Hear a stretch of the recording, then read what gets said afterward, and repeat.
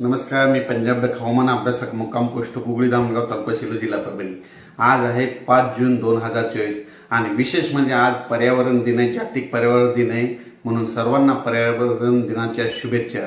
तर परत आजपासून सर्व शेतकऱ्यांसाठी अंदाज देत आहे।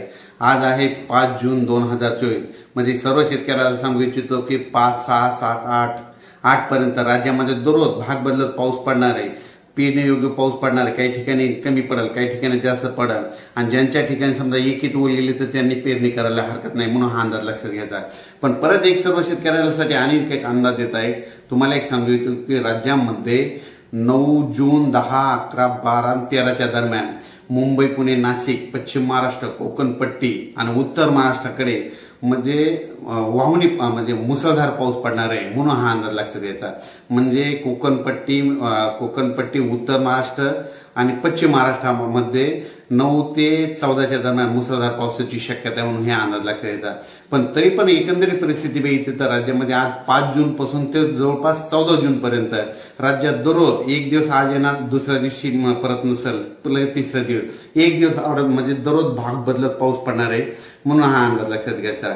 ज्या ज्या ठिकाणी पडला पेरणीयोग्य ओल झाली तर पेरणी करायला हरकत नाही, म्हणून हा देखील अंदाज लक्षात घ्यायचा।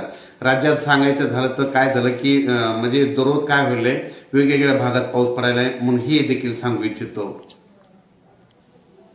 राज्यात 5 जून पासून ते 8 जून पर्यंत कोणत्या कोणत्या जिल्ह्यात पाऊस पडणार आहे, पण एक दररोज भाग बदलत पडणार आहे, म्हणून हे अंदाज लक्षात घ्यायचा। सांगायचं झालं तर सातारा, सांगली, सोलापूर, कोल्हापूर, तसेच उत्तर महाराष्ट्रामध्ये नाशिक, धुळे, नंदुरबार, जळगाव, त्याच्यानंतर संभाजीनगर, जालना, बीड, परभणी, तसेच लातूर,